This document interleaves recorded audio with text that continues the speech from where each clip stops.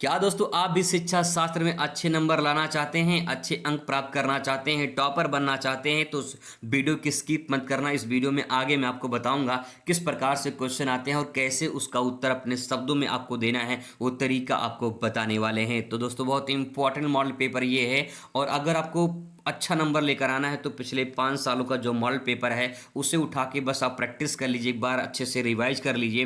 पूरा का पूरा नंबर आपका यहाँ पे कलेक्ट हो जाएगा, अच्छे से पूरा पेपर आप हल कर कर आएंगे। शुरुआत करते हैं इस प्रीवियस पेपर के माध्यम से समझाने का पूरा प्रयास करते हैं। यहाँ पे कुछ इंपॉर्टेंट निर्देश आपको देखने को मिल जाएंगे, आप इन्हें निर्देश को पढ़ सकते हैं। सीधा मुद्दे की बात करते हैं और बहुविकल्पीय क्वेश्चन से शुरुआत करते हैं।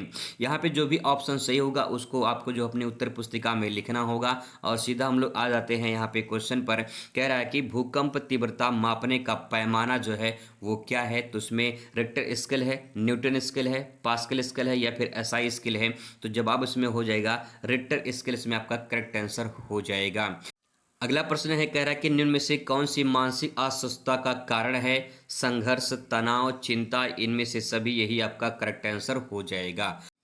अगला प्रश्न यहाँ पे पूछ रहा है, निम्नलिखित में से कौन सी मानसिक रूप से स्वस्थ व्यक्ति की लक्षण है? तो लक्षण इसमें है आपका स्वमूल्यांकन की योग्यता, आत्मविश्वास, समायोजनशीलता, इनमें से सभी, तो इनमें से सभी यही आपका करेक्ट आंसर हो जाएगा। अगला यहाँ पे है कि छात्रों पर अर्थदंड लगाना किस प्रकार का दंड होता है? अगर छात्र पर अर्थदंड लगाया जाता है तो कौन सा दंड होगा? शारीरिक दंड होगा, आर्थिक दंड होगा, सामाजिक दंड होगा? तो इसमें आपका जो दूसरा वाला है आर्थिक दंड, यही आपका करेक्ट आंसर हो जाएगा। अगला है यहाँ पे क्वेश्चन कह रहा है कि अगर प्यास किस प्रकार का प्रेरक है? तो प्यास जो है किस प्रकार का प्रेरक है? ये व्यक्तिगत है, सामाजिक है, जन्मजात है, अर्जित है? तो प्यास जो होती है जन्मजात होती है, यही आपका राइट आंसर हो जाएगा।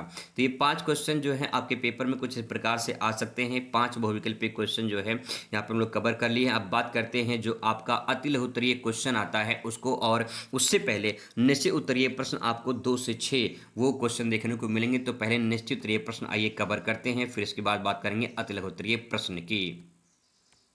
कुछ इस प्रकार से निश्चित उत्तरीय प्रश्न आपको देखने को मिलेंगे और यहाँ पे 1 अंक आपको मिलेगा। 1 लाइन में इसकी उत्तर देना है क्योंकि ये निश्चित उत्तरीय प्रश्न होता है, क्योंकि उसका उत्तर निश्चित होता है। कुछ इस प्रकार से यहाँ पे उत्तर आप लिखेंगे, जैसे कि महिला समाख्या कार्यक्रम कब प्रारंभ हुआ था? तो आप इसमें लिखेंगे महिला समाख्या कार्यक्रम 1988 में भारत सरकार द्वारा प्रारंभ किया गया था।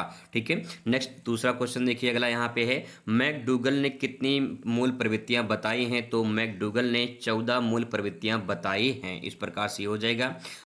अगला प्रश्न यहाँ पे कह रहा है कि सूझ द्वारा अधिगम सिद्धांत के प्रतिपादक कौन थे? तो उसमें आप लिखेंगे सूझ द्वारा अधिगम सिद्धांत के प्रतिपादक ओल्फ गैंग कोहलर। ठीक है, यहाँ पे हो जाएगा ओल्फ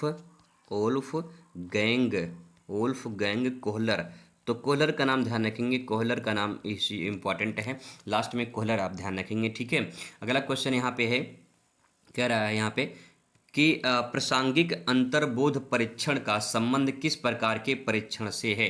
तो यहाँ पे जवाब होगा ये प्रक्षेपी परीक्षण जो है परीक्षण होता है, यानी प्रोजेक्टिव जो है परीक्षण होता है। तो प्रोजेक्टिव आप ध्यान रखेंगे, प्रक्षेपी परीक्षण जो है इसमें इंपॉर्टेंट है। आगे यहाँ पे कि मनोविश्लेषण के जनक कौन है? तो सिगमंड फ्रायड जो है इसका आपका राइट आंसर हो जाएगा। ठीक है, तो इस प्रकार से 1 लाइन में उत्तर आपको देना है। फिर इसके बाद यहाँ पे आपका शुरू होता है अति लघुत्तरीय प्रश्न। कुछ इस प्रकार से प्रश्न आपको देखने को मिलेंगे, 4 अंक आपको यहाँ से प्राप्त होगा। ठीक है, तो ये फटाफट इनका उत्तर देखते हैं सरल आसान शब्दों में। क्वेश्चन कह रहा है कि प्रकृति की ओर लौटो से टैगोर से क्या तात्पर्य है? रविन्द्रनाथ टैगोर का तात्पर्य था कि शिक्षा प्रकृति के वातावरण स्वतंत्र अनुभव के माध्यम से दी जाती है ताकि बालक का सर्वांगीण विकास हो। यानी प्रकृति को लौटो का मतलब ये है कि उन्होंने कहा है कि हमें अगर शिक्षा ग्रहण करना है तो प्रकृतिवादियों में हमें शिक्षा ग्रहण करना चाहिए, जिससे हमें प्रकृति के बारे में जानकारी मिलेगी, प्रकृति से जुड़ाव होगा। तो यहाँ पे इस प्रकार से इसके बारे में आप यहाँ पे लिख सकते हैं। मैं शॉर्ट में आपको बता दे रहा हूँ। यहाँ पे आगे यहाँ पे पर्यावरण शिक्षा से क्या अभिप्राय है? तो आप इसमें लिखेंगे पर्यावरण शिक्षा वह शिक्षा है जो विद्यार्थी में पर्यावरण के प्रति जागरूकता, संरक्षण की भावना और समस्याओं के समाधान की क्षमता विकसित करती है। आगे यहाँ पे इसका उद्देश्य प्रकृति के संतुलन को बनाए रखना होता है। यानी जो इन्वायरमेंट शिक्षा आपको दी जाती है उसका मतलब ये होता है कि आपको इन्वायरमेंट से संबंधित जानकारी होनी चाहिए, ठीक है, ताकि हम इन्वायरमेंट को बचा सकें। अगला क्वेश्चन यहाँ पे है कि आपदा से आप क्या समझते हैं, तो बहुत सिंपल परिभाषा आप लिख सकते हैं इसमें। आपदा एक आकस्मिक घटना है जिसमें जन धन की हानि होती है और सामान्य जीवन बाधित हो जाता है, जैसे कि बाढ़, भूकंप, सूखा, चक्रवात, इसके बारे में, ठीक है। अगला प्रश्न यहाँ पे शिक्षा में अवरोधन से क्या आशय है, तो आप इसके बारे में लिखेंगे शिक्षा में क्या अवरोधन, मतलब अवरोधन का रुकावट होता है, किस प्रकार से अवरोधन आ सकता है, बाधा आ सकती है, इसमें लिखेंगे अवरोधन का अर्थ पहले सीखी गई बात को नई सीखने की प्रक्रिया। जैसे मतलब आपने पहले कोई बात सीख ली है, फिर जब कोई बात आप नया सीखोगे तो उसमें कोई न कोई बाधा जरूर उत्पन्न होगा, ठीक है। या फिर आप नई सीखी बात को पुरानी सीखी बात पर प्रभाव डाल सकते हैं।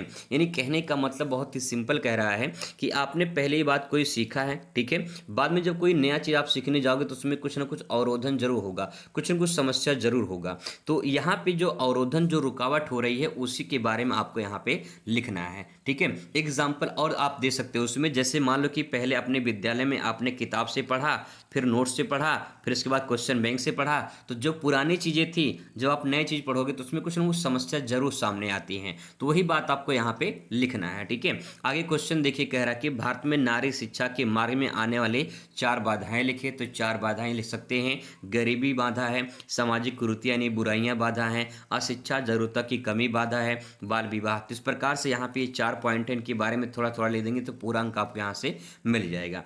अगला क्वेश्चन यहाँ पे आता है, बुद्धि का द्विखंड सिद्धांत क्या है, तो बुद्धि का जो द्विखंड सिद्धांत है वो है सामान्य बुद्धि, दूसरा है विशिष्ट बुद्धि, जिसे हमें जी फैक्टर और एस फैक्टर के नाम से जानते हैं। तो सामान्य बुद्धि और विशिष्ट बुद्धि के रूप में आप यहाँ पे लिख सकते हैं।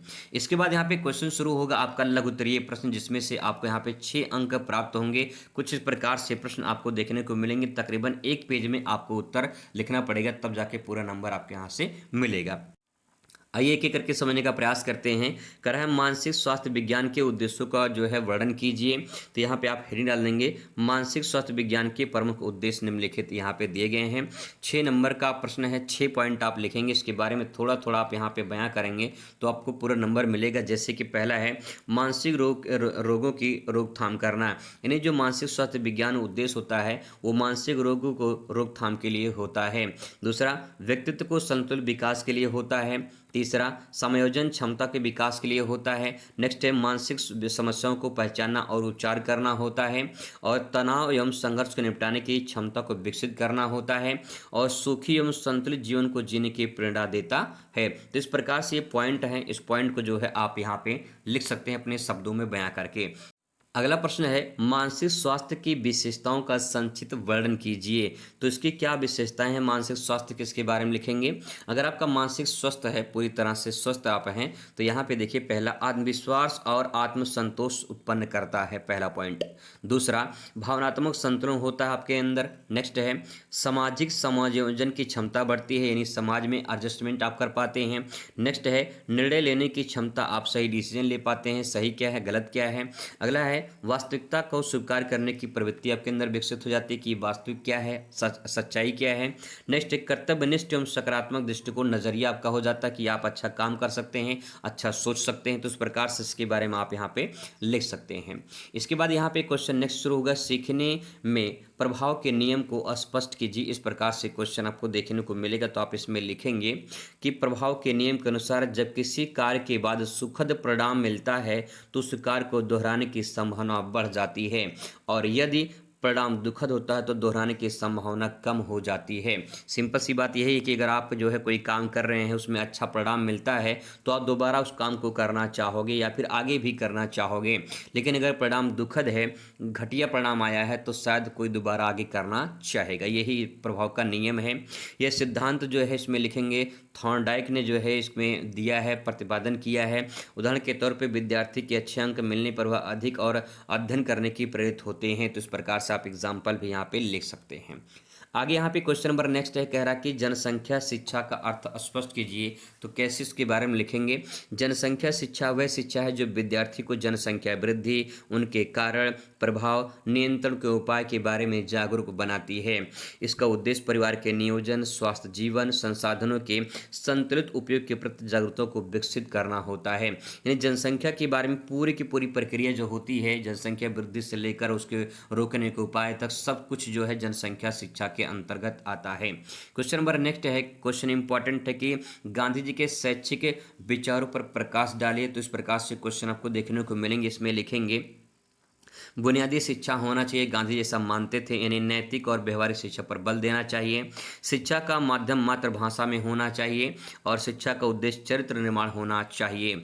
श्रम एवं कारीगर जो है उसका महत्व होना चाहिए, यानी जो आप शिक्षा ग्रहण कर रहे हैं उससे भविष्य में कोई न कोई आपको रोजगार जरूर मिलना चाहिए। अगला है आत्मनिर्भरता पर बल, और नेक्स्ट है शिक्षा के संबंध को जीवन से जुड़ा होना चाहिए। तो इस प्रकार से इसके बारे में ले सकते हैं गांधी जी ने शिक्षा पे के ऊपर क्या विचार दिए हैं। क्वेश्चन नंबर नेक्स्ट है कि जल प्रदूषण के किन्हीं दो कारकों की व्याख्या कीजिए। तो आप इसमें लिखेंगे, और पहला यहाँ पे है औद्योगिक अपशिष्ट। औद्योगिक अपशिष्ट में क्या है कि कारखानों से निकलने वाले रसायन और विषैले पदार्थ नदियों में मिलकर जो है जल को दूषित कर देते हैं, ये प्रकार पहला हो जाएगा। दूसरा यहाँ पे है घरेलू एवं सीवज के अपशिष्ट जो पदार्थ होते हैं, जैसे घर का गंदा पानी, कचरा, मल जल स्रोत जो है मिलकर जल के गुणवत्ता को खराब कर देते हैं। यानी जो गंदी नालियाँ होती हैं वो जाके शुद्ध वाले पानी में नहीं नदी वगैरह मिल जाती है, जिससे नदी जो है दूषित हो जाती है। इसके बाद यहाँ पे लॉन्ग क्वेश्चन आएंगे। लॉन्ग क्वेश्चन जो रहेगा इसमें 10 अंक आपको यहाँ से प्राप्त होंगे। कुछ इस प्रकार से क्वेश्चन आपको पूछे जाएंगे, देख सकते हैं क्वेश्चन बहुत इंपॉर्टेंट हैं। ठीक है, ऐसे ही क्वेश्चन जो है मैं आपको लॉन्ग क्वेश्चन में करा दूंगा, जो आपके सारे क्वेश्चन कवर हो जाएंगे। मिलते हैं नेक्स्ट वीडियो में। Thanks for watching.